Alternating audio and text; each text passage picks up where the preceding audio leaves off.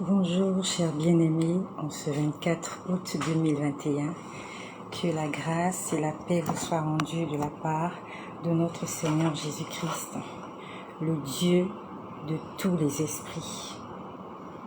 Je remercie le Seigneur parce qu'il nous permet encore d'être ensemble en ce jour. J'aimerais envoyer un message à plusieurs personnes. Et parmi ces personnes, j'aimerais envoyer un message à quelqu'un qui est très solitaire. Le Seigneur m'a montré la semaine dernière une personne très solitaire, une personne qui est à la recherche de l'amour. Je suis en train de parler à une personne qui est à la recherche de l'amour. Tu te sens seul, tu te sens abandonné, tu as vraiment besoin d'amour. Parce que je t'ai vu, tu t'es marié, tu n'as pas trouvé la satisfaction dans le mariage. Après, tu t'es appuyé sur les enfants. Je t'ai vu avec des enfants. Tu cherchais l'amour dans les enfants. Même les enfants ne t'ont pas donné l'amour que tu cherches. Tu es vraiment malheureux là où tu es.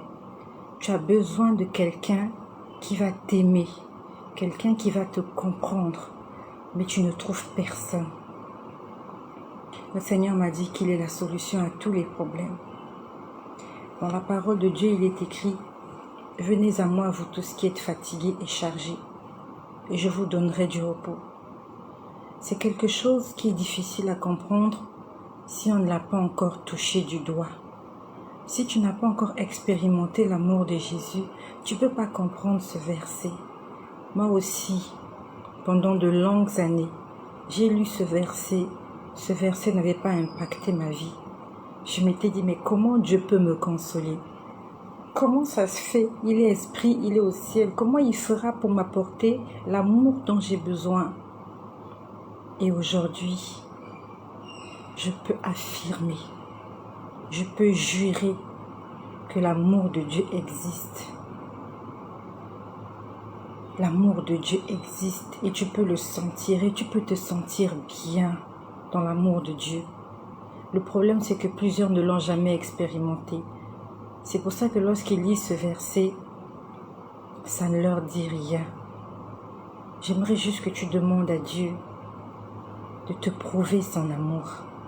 Même moi qui te parle, j'ai déjà expérimenté l'amour de Jésus, mais je ne sais pas comment te le prouver, si ce n'est que t'annoncer que c'est quelque chose de réel qui existe.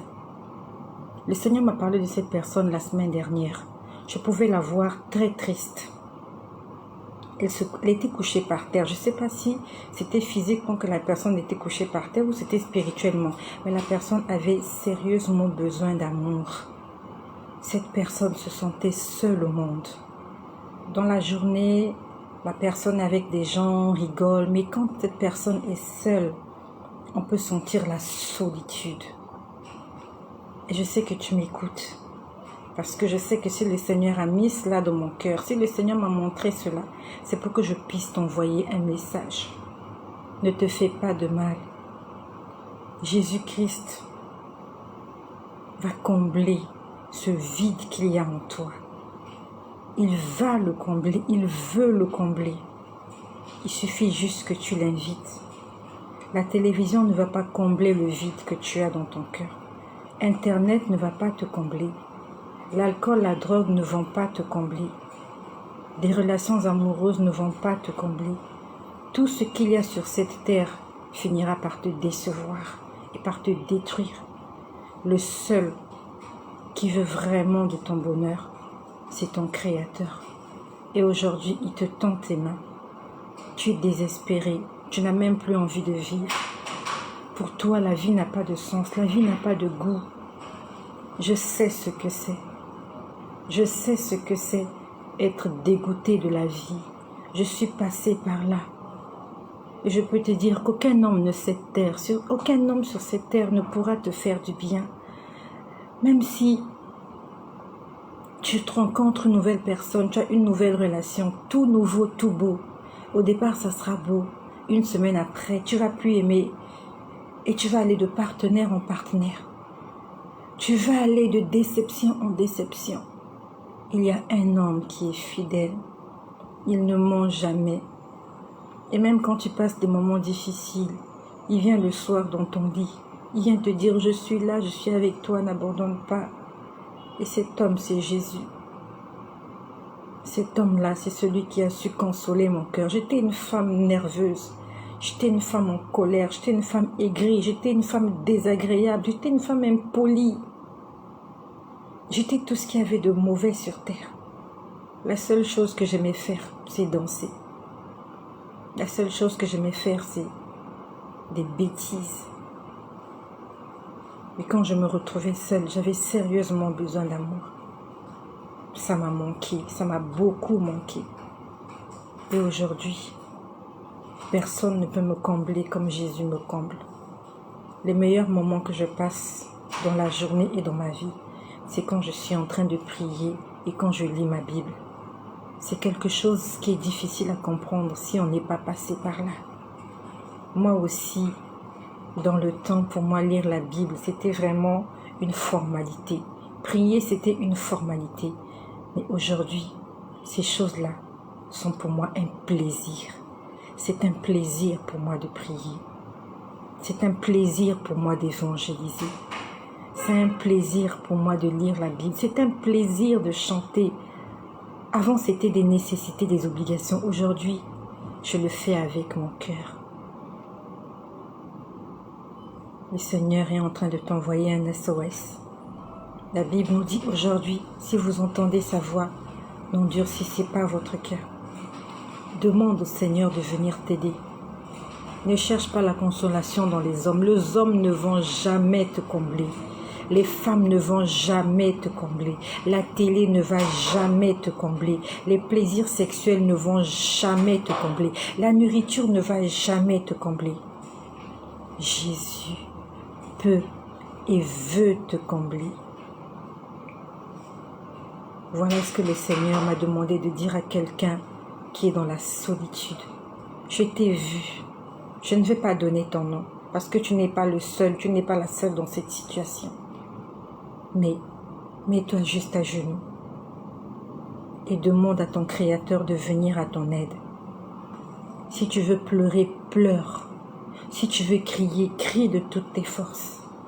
Fais sortir toutes les larmes de ton cœur. Et dis-lui que j'ai besoin de toi. Si tu ne viens pas à mon secours, je suis en train de me perdre. Appelle-le, n'appelle pas un homme. Quand on appelle les pompiers, même s'ils viennent pour éteindre le feu, mais la majeure partie des affaires sont déjà brûlées. Mais Jésus, il ne vient jamais en retard. Il vient toujours à temps. Appelle-le avant qu'il ne soit trop tard. Ça, c'était pour cet enfant de Dieu là qui est en train de passer des moments difficiles. Alors, je vais vous dire quelque chose que j'ai vu aujourd'hui. C'est pour nous interpeller. Qui m'ont souhaité un joyeux anniversaire. Merci à vous. Que le Seigneur se souvienne de vous. Et hier, j'étais à côté de quelqu'un. Nous étions en train de travailler.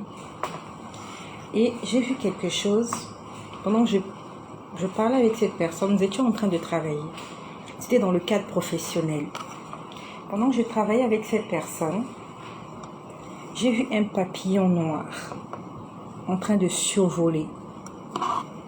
Un papillon noir était en train de survoler juste à côté de cette personne-là pendant que je parlais avec elle. Ça m'a fait très mal au cœur. Ce papillon noir, c'est pas un papillon. C'est un esprit impur.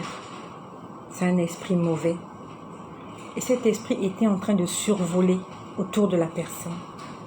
Et il était là, il était en train de m'expliquer certaines choses dans le cadre professionnel. Et moi, je voyais ce papillon-là. Merci à toutes les personnes, même si c'est un peu tard, merci pour toutes les personnes qui sont en train de souhaiter joyeux anniversaire. Que le Seigneur vous bénisse et vous rajoute au sanctuaire ce que vous avez déjà reçu. Merci beaucoup. Donc hier, je parlais avec quelqu'un et il y avait un papillon qui survolait cette personne-là. La personne ne voyait pas le papillon. Moi, je voyais le papillon.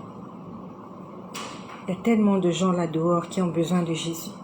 Tellement de gens. Vous voyez quelqu'un,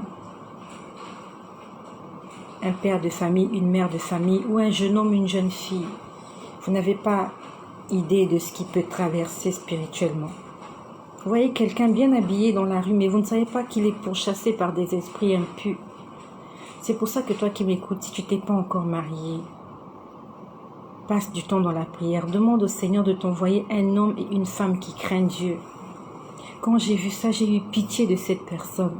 Le problème, c'est que cette personne n'aime pas entendre parler de Jésus. Plusieurs fois, j'ai essayé de lui parler de Jésus.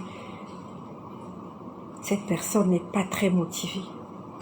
Parce que pour lui, Jésus, quand on parle de Jésus, lui, il voit les pasteurs.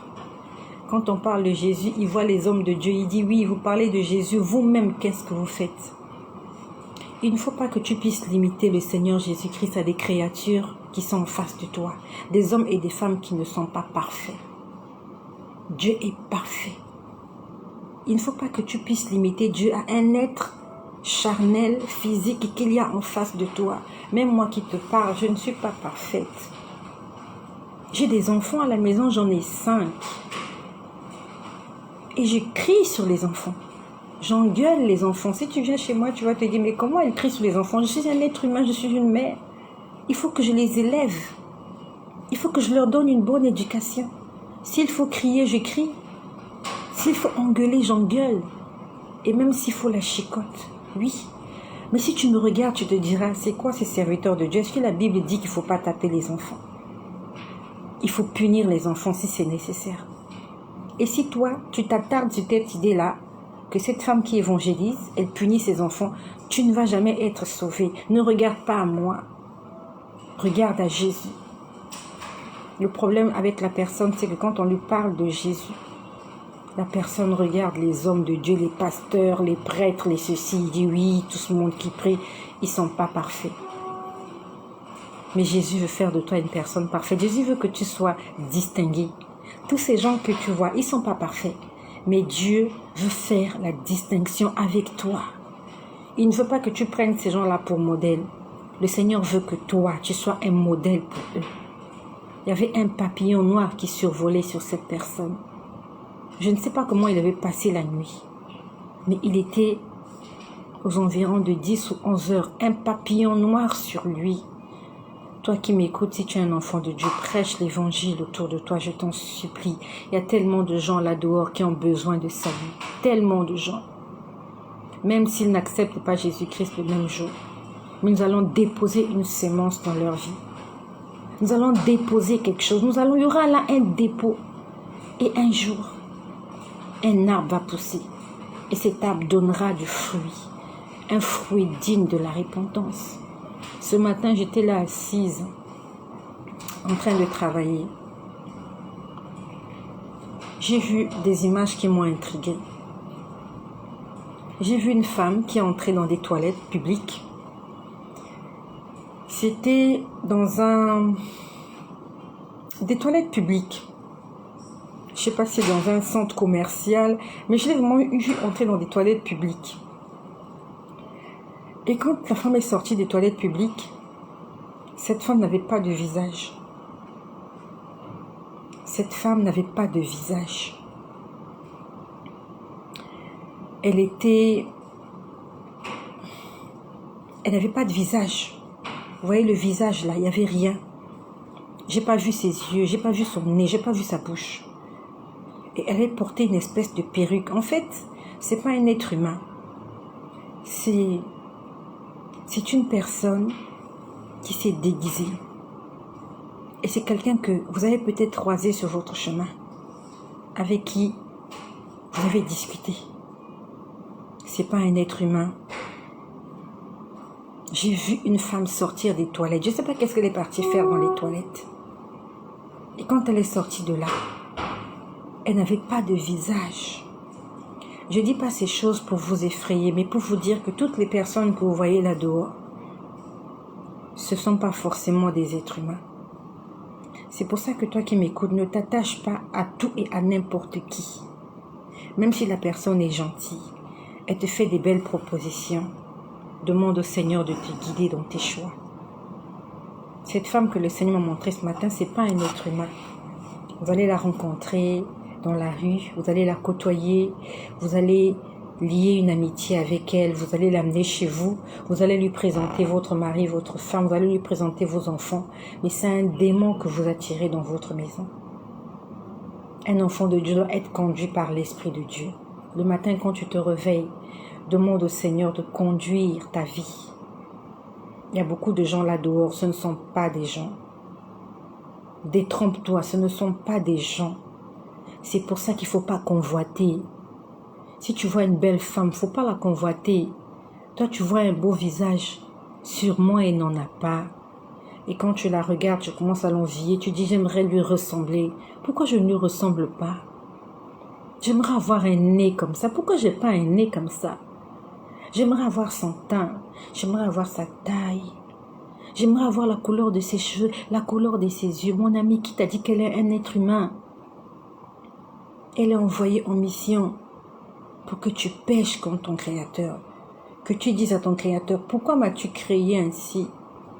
La Bible nous dit, est-ce qu'un ouvrage peut dire à son Créateur, pourquoi m'as-tu fait ainsi? Est-ce qu'un pot peut parler au potier? Le potier donne la forme et la couleur qu'il veut au pot. Le visage que tu as, c'est Dieu qui te l'a donné. Tu as un très beau visage et Dieu t'aime comme ça. La taille que tu as, c'est Dieu qui te l'a donné. Le teint que tu as, la forme que tu as. Remercie le Seigneur.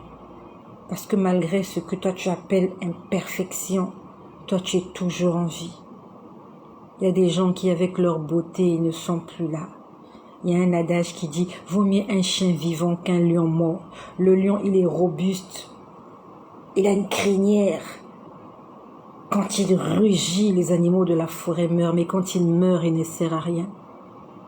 Même un chien est plus important dans la forêt, parce qu'il peut vous prévenir du danger. Ne convoite pas les lions et les lionnes qui sont là. Ils ont des belles et elles ont des belles crinières. Ils sont grands, ils sont forts. Les gens les craignent, mais ils sont morts spirituellement. Le Seigneur m'a aussi montré une autre chose. Ça, c'était, je crois, hier. Une femme avec 3 yeux. J'ai vu une femme avec 3 yeux hier. Un être humain normal a 2 yeux. Je sais que, je suis sûre et j'espère que toi qui me suis, tu as 2 yeux. Un à gauche, un à droite. Mais celle-là en avait 3. Il y avait un œil ici.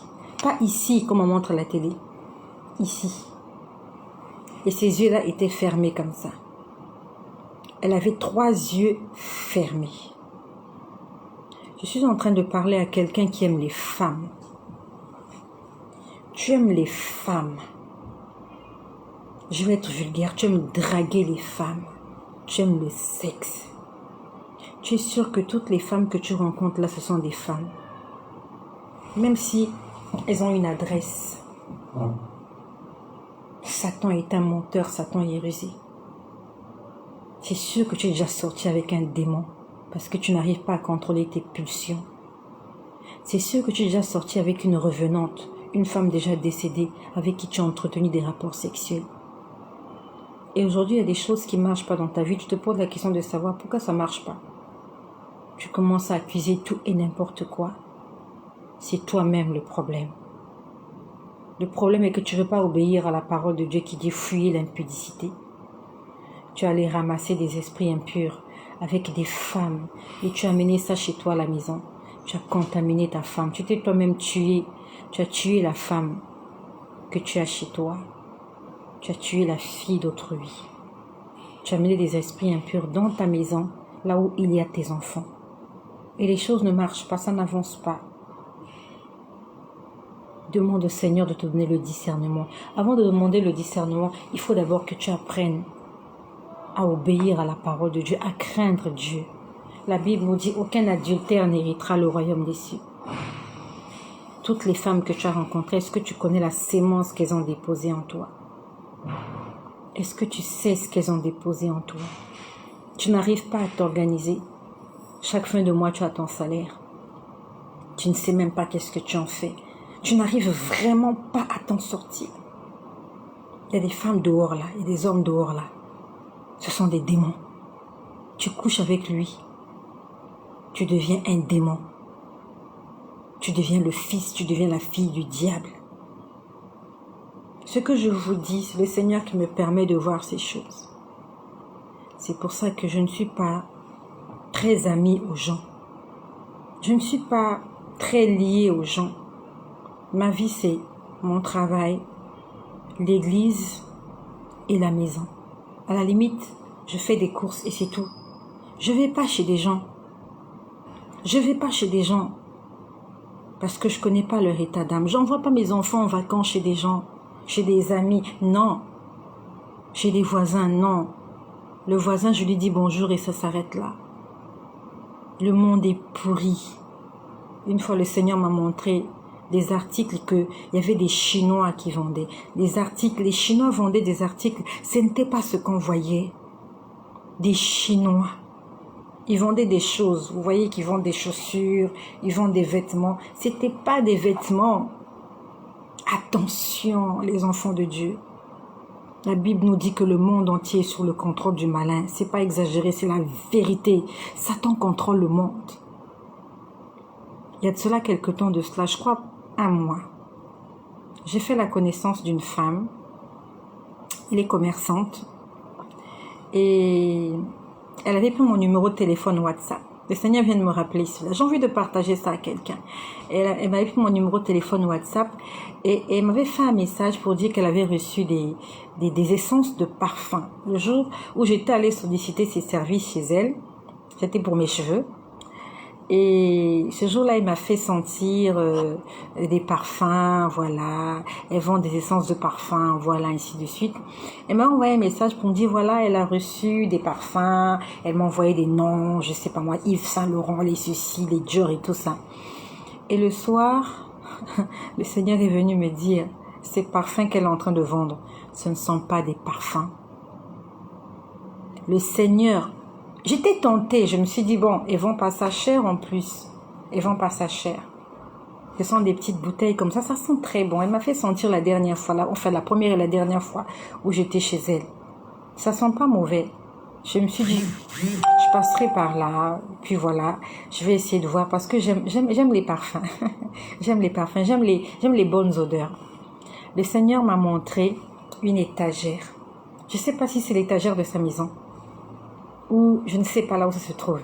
Il m'a monté une étagère avec des grosses bouteilles sur les étagères. C'était des bouteilles transparentes. Je ne sais pas si c'était cassable ou en plastique. Le Seigneur pouvait me montrer que ces essences de parfum, c'était... En fait, comment je peux dire? C'était des substances pourries. Pourries. Quand je dis pourries, toi, tu vas sentir, ça sent bon.